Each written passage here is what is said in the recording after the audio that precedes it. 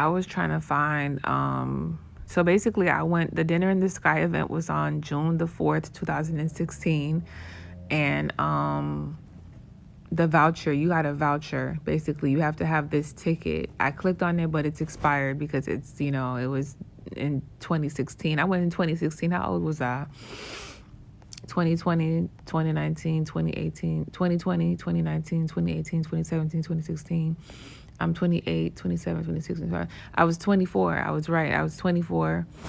And yeah, basically they sent me the ticket and the voucher. I paid 2 tickets for me and my friend. And mind you, if you look at my story time about Paris, when we finished the Dinner in the Sky, we went to Paris. That was a rush hour thing. Like, my duffel bag, I didn't pack clothes like, appropriate for the Eiffel Tower because I didn't know, because I almost lost I thought I had lost my reservation for the Eiffel Tower because of the mix up in dates I explained in my story time.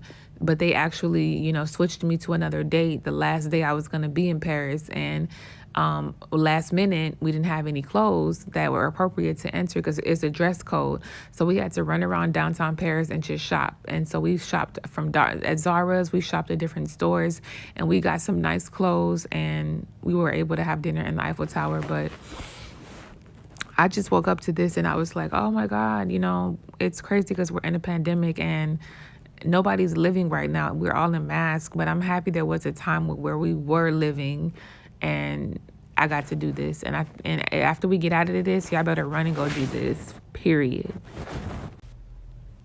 I did it in 2016, so they're trying to get me to go back. The next one is September the 16th to October the 2nd. This is a long one because they're doing it for like more than 2 weeks, because the one that I went to in 2016, June the 4th, it only lasted for like 6 days, a week or so. But this is about 2 weeks. So yeah, they today at 5:53 a.m. they emailed me like, hey, come to do Dinner in the Sky again. I can't believe they're doing it during the pandemic, though. I don't know. I have to talk to my friend Dora because she lives in Belgium. I have to talk to my friend to see how it is over there, how the pandemic is over there, and because they're still doing it. Like, they're still September 16th. They're going. I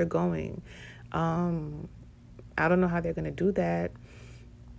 If they're going to get everybody tested, or because basically you're sitting next to people and strangers at that. And it's like you have to have your mask off in order to eat. So I wonder how they're going to do that. I'm pretty sure they have like precautions and things like that you have to go through before you even like go. But or they probably have rules set up. I don't know. But yeah, definitely I would recommend this. But stay safe. Safety first. But, live a little, spend a little, and it's worth it because it's once in a lifetime. So basically what happened that day was June 4th, 2016 was when I went. It was completely unexpected as far as Dorcas goes because I had 2 tickets and that ticket was for somebody else, but that person ended up not having the proper documentation to fly out to Europe, so I ended up flying by myself, which was fine. It worked out good because Dorcas, my friend from Belgium, she was there so I could give her that ticket. So I had bought 2 tickets for the Eiffel Tower. I bought 2 tickets for Dinner in the Sky. I had bought 2 tickets for everything. But the person that was supposed to come from the U.S. to Europe with me didn't have a visa to get into Europe. I'm an American citizen. They're not. So they had to stay back, which was sad, but it was for the better. So Dorcas, June the 4th, June the 3rd, I arrived to Belgium. My hotel was across the street from the airport, literally. I didn't have to taxi. I didn't have to do none of that. I was so happy. I got into the hotel. They were so nice. Concierge greeted me, took me to my room. I had this big old suite. I ordered up they let you order up anything you want. I ordered up some chicken wings, some fries, and some wine, y'all. ghetto: chicken wings, fries, and some wine. I said, can I have, on the menu, what's on the menu? They let me know everything on the menu. Can I have some chicken wings, fries, and a glass of wine, please? And they were like, okay. So imagine the platter with some chicken wings and some fries and some wine at the end. That's that ghetto fabulous that I'm talking about. But I basically ate, and then later on, I was able to tell the concierge. I was asking the concierge. I was trying to give my ticket to a second person to come with me, and the concierge guy was like, it was the ticket, like the second ticket. I wanted to give it to someone, so Dorcas was who I gave it to, and so the concierge guy is Dorcas's dad. So he works at the hotel, which was so convenient because the next day he took us to the Atomium, which is where the Dinner in the Sky is. He woke up early in the morning. We had a 12 p.m. reservation, and he took us to the Atomium, and we went, and we basically were elevated, and we first had to get like our bands and stuff, like little wristbands, and then we got to go into different booths and stuff and taste different foods and drink alcohol. Then we put our stuff in the lockers. They gave us lockers to put our phones, not our phones, but put our personal belongings in there. And then they sat us down, strapped us down. You have seatbelts on. You have like belts on. So you're strapped down really, really good. So don't feel afraid that you're going to fall or anything because they strap you down. So this is what it looks like pretty much. And you can turn the chair around. And I wasn't turning anything around because my feet, I did not want to feel like I was really midair. So I stayed forward. You see how this lady with the red coat is turned around? She turned her seat around. I never did that. I don't play no games. I just stayed forward. I looked forward and I barely moved. I just ate and got tipsy. So basically this is what it looks like. They have a place where you could rest your feet. Your feet aren't dangling. There goes the chefs. The chefs, they're cooking right in front of you. It's live. So you wait for them to cook. They cook in front of you. This is what it looks like.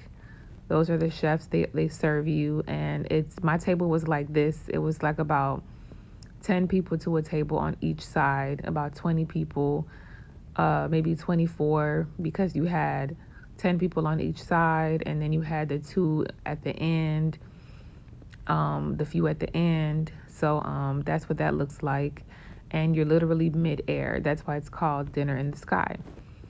This is another one. This one, I think this was in Belgium as well. Just an example of what it looks like. And this dude had a selfie stick out of the world because he was able to take a good old picture in the mid. I would be so afraid to take pictures with like my camera stick. I took pictures with my phone. Those pictures, I put them on my old Facebook. I deleted my whole old Facebook, so those pictures are gone. But this dude, he had a selfie stick that was like hecka long, and he was able to take pictures. And do you see how he's like leaning forward? The seat belts that strap him down. Yeah, you're strapped.